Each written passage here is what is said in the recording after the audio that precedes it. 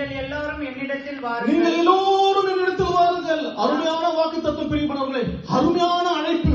இதுக்கு மீறி ஒரு வார்த்தையே கிடையாது பைபிள்ல.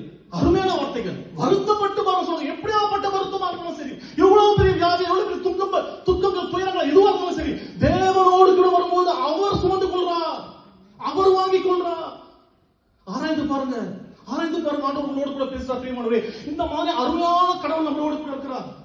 இதை கொடுத்தாதான் அவர் செய்வார் இல்ல பிரியமானவர்களே.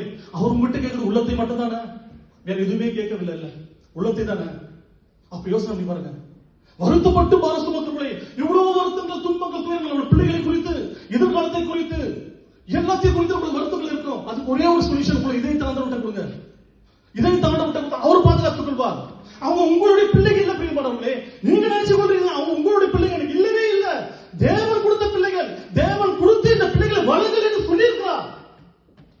தேவன் கொடுத்து இந்த பிள்ளைகளை வளர்ந்து சொல்லி உங்ககிட்ட நீங்க ஒரு கர்தியன் மட்டும்தான். நீங்க ஒரு கர்தியன். நீங்க தேவனுக்கிட்ட ஒப்பு கொடுக்கும் போது அவர் உங்களுடைய பிள்ளைகளுக்கு தேவையானதை செய்வார். அல்லேலூயா, அல்லேலூயா.